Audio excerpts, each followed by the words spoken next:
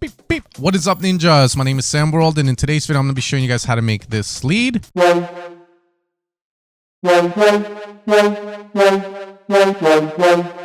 Okay, now if you don't recognize it, it's going to be the lead from Sub Focus's Solar System. Now I love this track.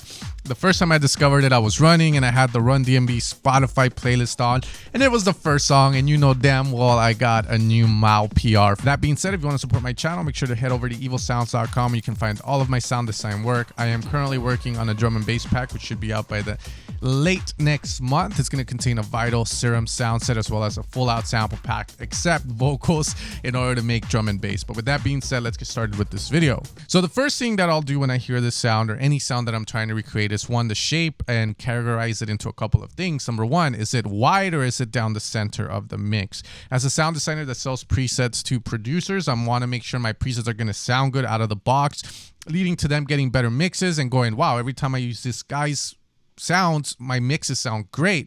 And that is because we want to put in the work to do that. We don't want to do simple newbie mistakes. Now when we hear the sound, it's coming directly from the center of the mix. It's not wide, and if it is wide, it's going to be reverb and delay.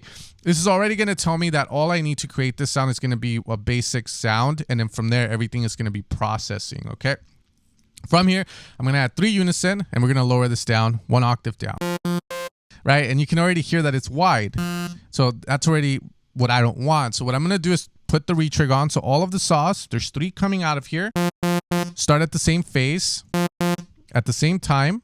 They're not allowed to wander straight down the center. From there, I'm going to do the same thing here and utilize 3 saws. Now the reason I want to do this, guy, is because I do want to detune this sound. I do want to make it sound like a super soft, as many people would say. The problem is I don't want it to get wide, because that is a huge mistake. Because when you use this lead in a track, you're going to go, why doesn't my track sound as tight as that sub focus track? Maybe it's because you allowed the lead to be wide and rampant all over and take up so much space in your mix. So we're going to do that. From there, now we can detune maybe this guy 30 and this guy, yeah, a little. Okay, cool. Now from here, once we have this, we're pretty much done here. We can put more effort into it if we wanted to, and then I'll show you guys some variations you can do. But other than that, we're done there. The next part is probably the most important part, and that is creating the movement to the sound without killing the sound. This is the part where you can make the sound cool, but if it loses all its body, what was the point? So what we're going to do is utilize the low pass. It's one of the safest filters we can use. We'll use an 18 with a bit of resonance, but pretty much what we want to do is route both our sounds into it, and then we're going to move it to the right. Now with this LFO, what I'm going to do is activate envelope mode on, and then from there we're going to be at 172 BPM. This is going to change. It's very important you have it there, and we're going to have that right. From there we got to shape this, and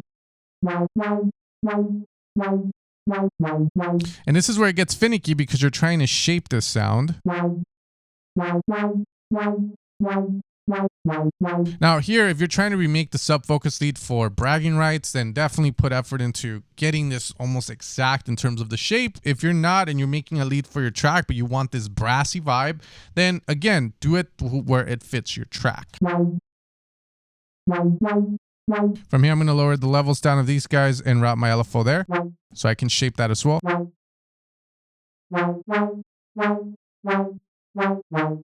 Okay, from there, I'm opening it up too much.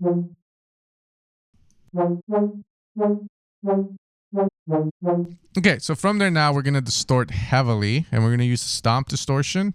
And we're also going to push the distortion a bit.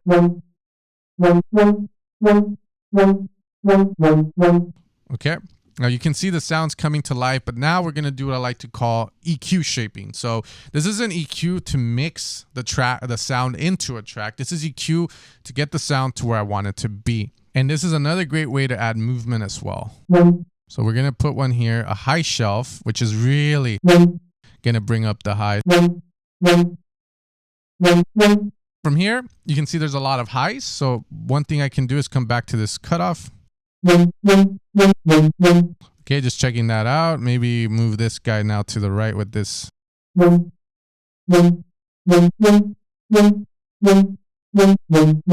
you can hear there's this high frequency in there that sounds very unorthodox. We're going to put a filter to get rid of that.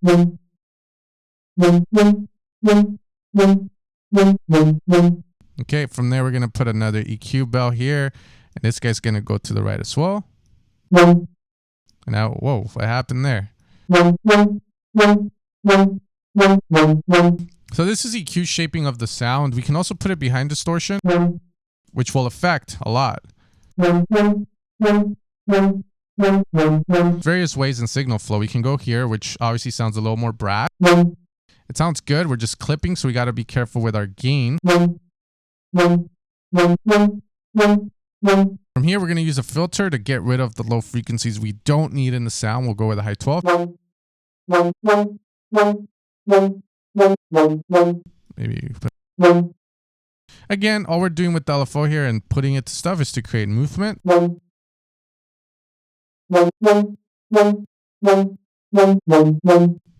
Okay.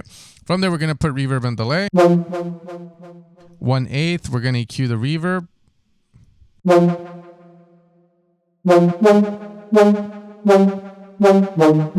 Okay, from there, we're lacking highs. Let's move this up a little bit more. Now,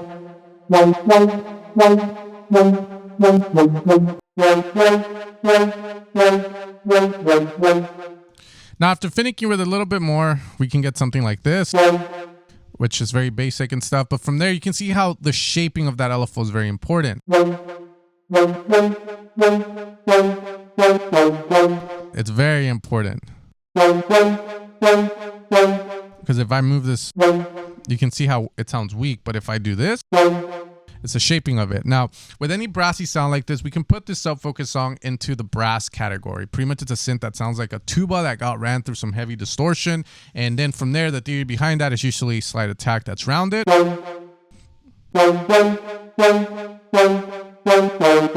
You can make this bigger if you want to, but if you want it to be staccato, you can also put a mod on this guy if you want to mess with that. So that way it's like this, or actually what, it's not letting me. There it is. Started lower. And then you can get really cool with that as well. Sound down the center, but again, we have our high pass and our setup there with our reverb and delay, and that's about it. But again, we can even push this further if you want to put EQ and whatnot, but this is pretty close to already the original.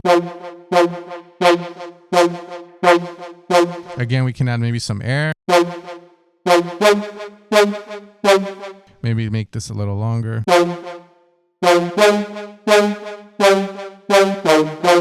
It's a really cool sound. And again, now we're mixing here. Well, this was just more of shaping, EQing. From there, last thing, maybe you're like, oh, this.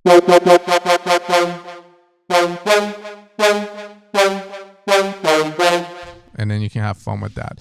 Now, the crucial thing about this sound to know is the movement of stuff to lead to that sound. Because without the movement, it sounds like this. You see how it does stuff like that. So again, that is going to be the sound, my favorite drum and bass sound, guys. Again, if you're interested in drum and bass, I do have a new pack coming out next month. Be patient. I'm working hard on it, and I do put previews up on my Instagram if you want to check that out. But other than that, you guys have a great rest of your day. Much love. Peace out, and take care. Thank you guys for watching the video.